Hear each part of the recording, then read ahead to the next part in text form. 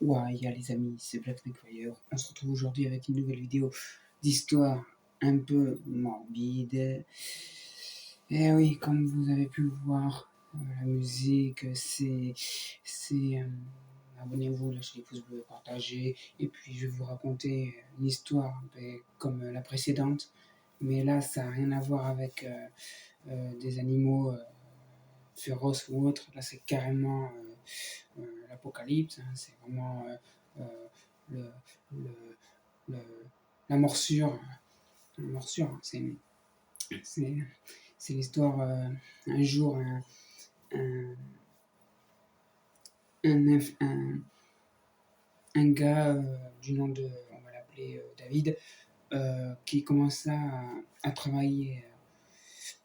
Enfin, il embaucha le matin à l'hôpital, justement, et quand il arriva sur place, tout était désert.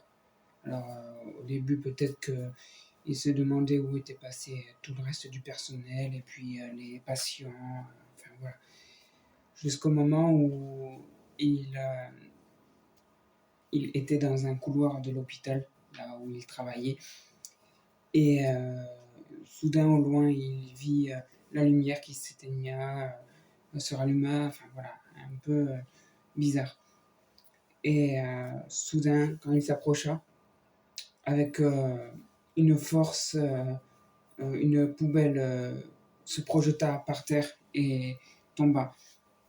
Alors qu'une porte d'entrée était grande ouverte, il passa par cette porte qui donnait accès sur le parking au niveau des ambulances, avec une porte de l'ambulance entr'ouverte. Et quand il vit cette porte, il l'ouvrit et en voyant que une personne était sur le brancard, allongée, il essaya d'aller voir si cette personne était encore en vie. Alors, du coup,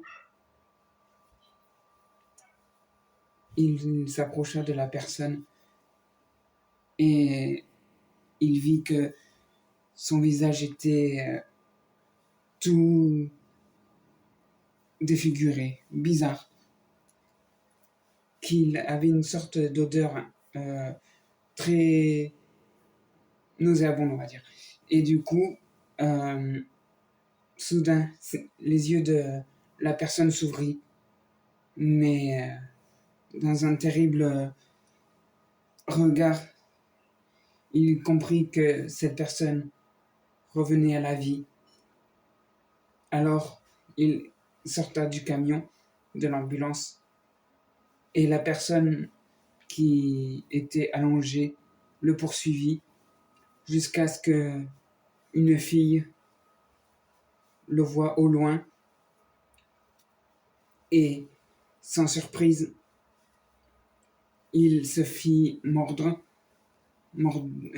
sais pas comment on dit, euh, légèrement au bras, et la fille courut vers la créature pour lui arracher la tête en lui tirant les cheveux d'un coup, et un geyser de sang sortit alors que David fut blessé.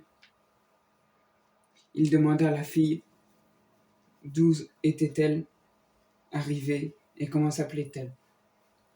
Et cette fille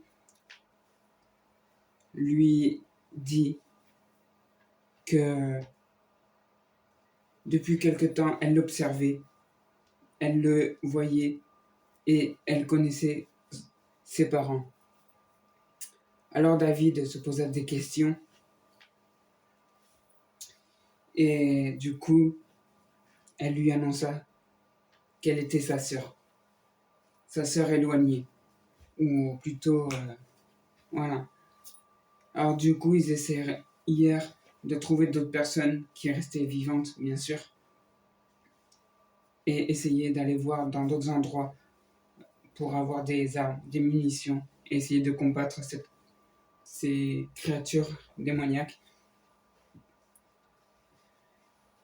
Et du coup, ils allèrent dans un magasin ou une armerie pour se défendre.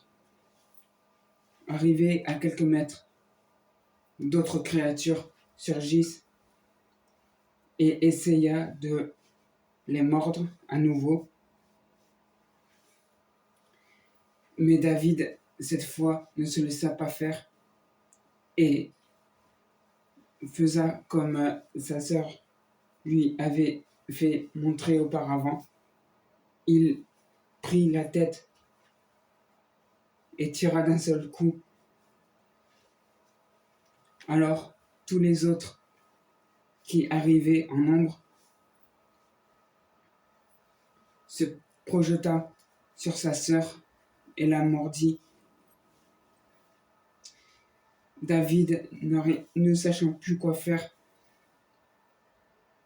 essaya d'en tuer quelques-uns, mais au bout du compte, cette terrible histoire prit fin, malheureusement. Toute bonne chose a une bonne fin, mais bon, c'est vrai que si vous vous abonnez aussi, ça serait bien, et puis de, de lâcher les pouces bleus, bah aussi, hein, parce que sinon, c'est pas la fin du monde non plus, hein. Enfin, je dis ça, je dis rien. Bah, Fire, quoi, j'ai envie de dire.